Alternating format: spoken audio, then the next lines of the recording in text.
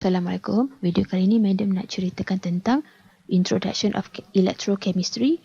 Kita mulakan dengan 3.1 galvanic cell dahulu. Apakah itu electrochemistry? Electrochemistry adalah kajian tentang hubungan antara elektrik dan juga chemical reaction. Kalau thermochemistry itu kajian antara haba dan juga chemical reaction. Jadi dalam electrochemistry akan berlaku redox reaction.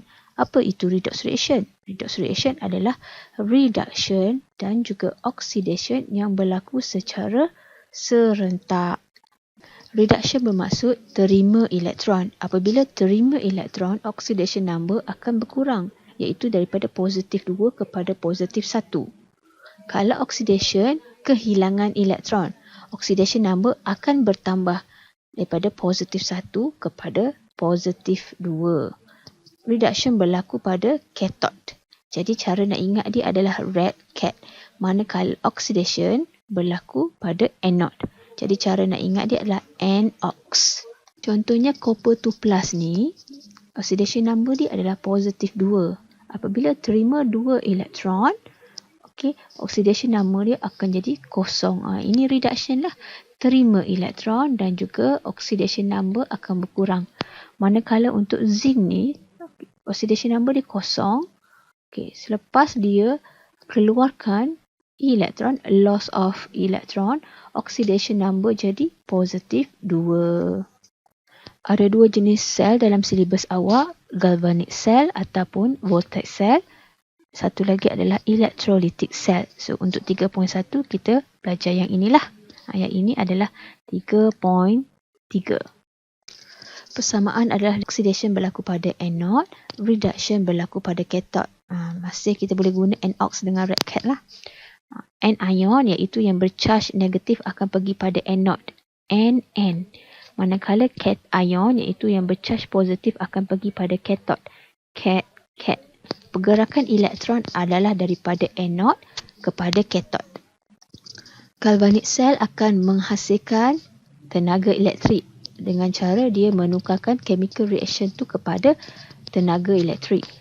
Kalau electrolytic cell, dia akan tukarkan tenaga elektrik tu kepada chemical reaction.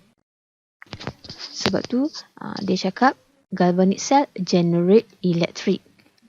Electrolytic cell use electric.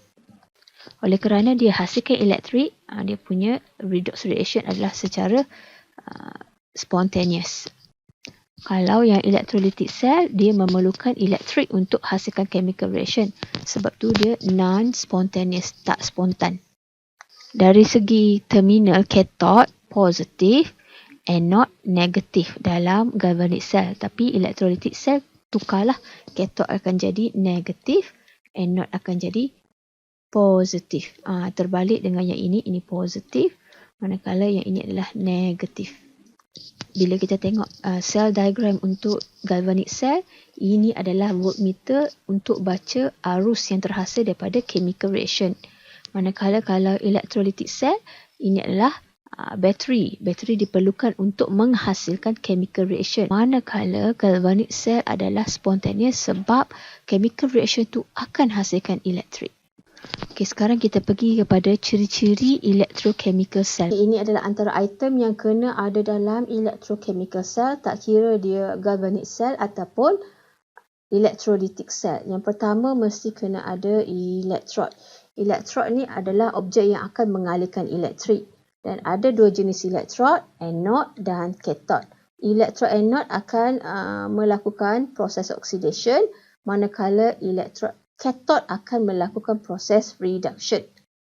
Kemudian elektron ni akan direndam dalam electrolyte. Electrolyte ni adalah campuran cation dan anion dalam aqueous solution. Kadang-kadang kalau bukan aqueous, dia berada dalam bentuk larutan liquid lah. Electrolyte ni terlibat dalam tindak balas redox dan untuk membawa charge tersebut. Contoh galvanic cell yang lengkap seperti dalam gambar rajah ni. Kalau awak tengok, electron flow tu adalah daripada anode, arrow ni, ke arah cathode. So, ini adalah electron flow. Jadi, voltmeter kena label begini. Kena buat macam ni lah voltmeter. Ada satu item lagi yang tak dinyatakan pada page sebelum ni, iaitu salt bridge.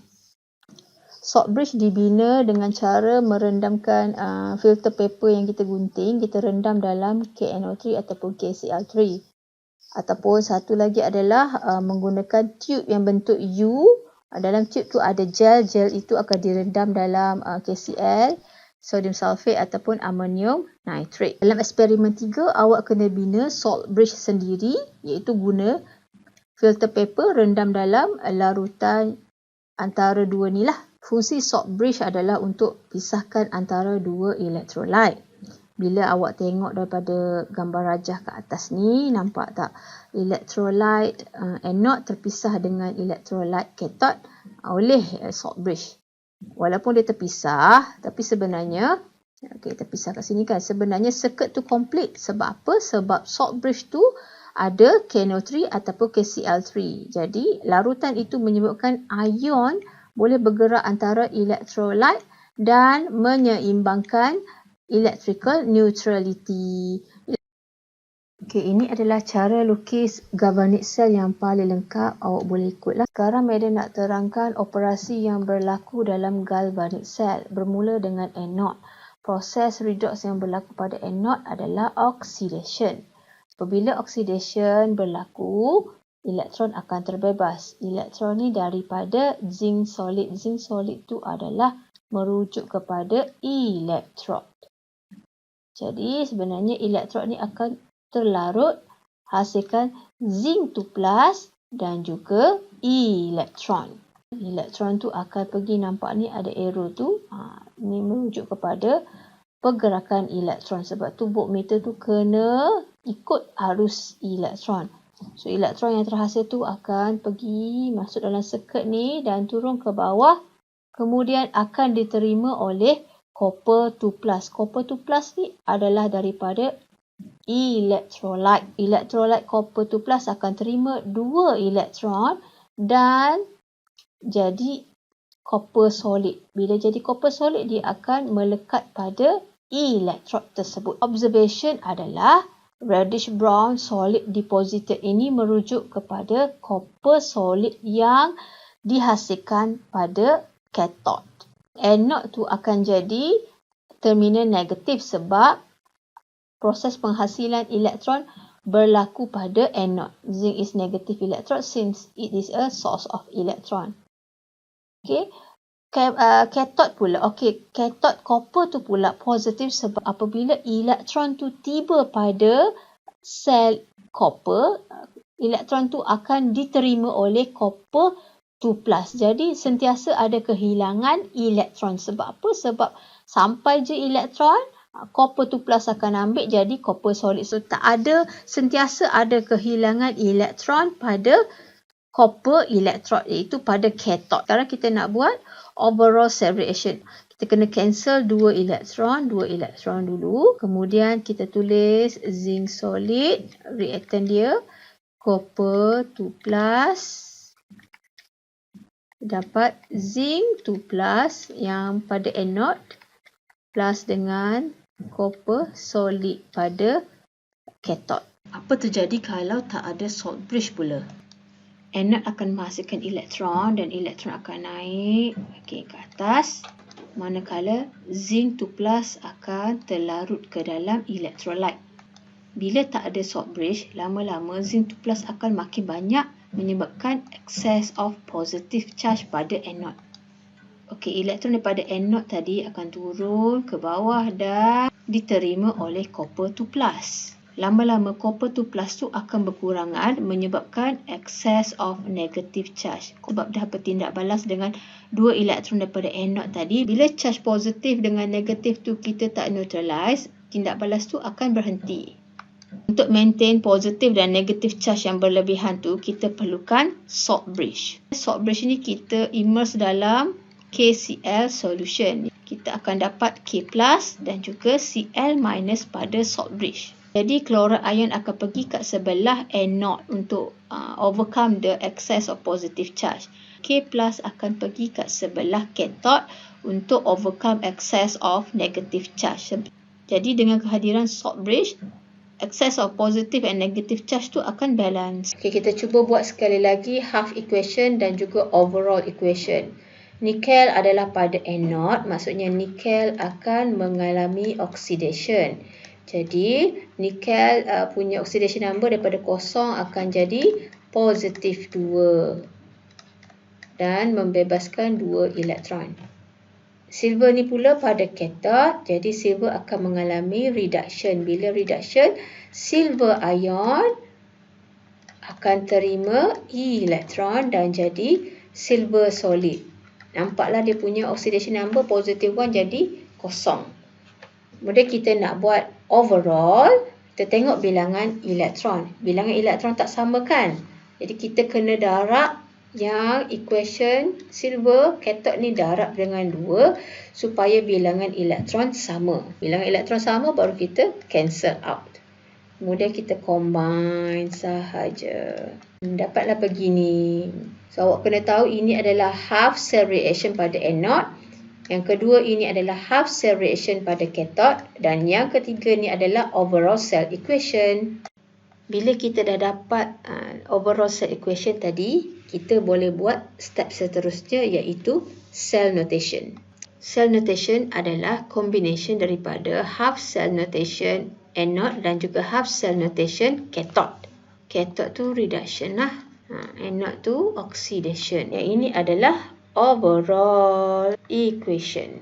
Manakala yang kat bawah ni adalah cell notation. Cara nak ingat cell notation, guna kaedah ni. A, B, C.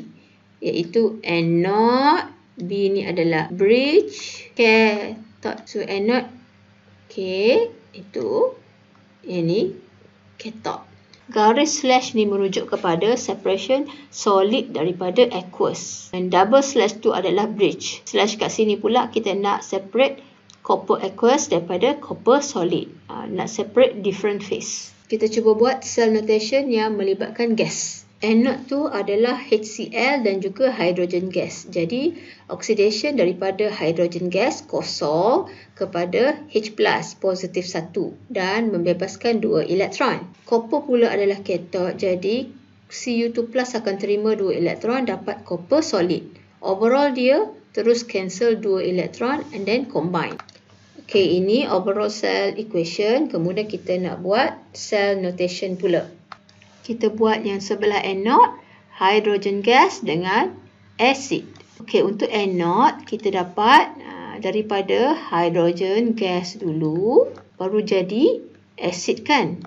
So, kita letak slash kat sini. Aqueous dan 1 molar. Bridge, kemudian kita buat yang cathode pula. Untuk cathode, copper 2+, 1 molar dapat copper solid. Jadi yang keempat ni adalah cell notation.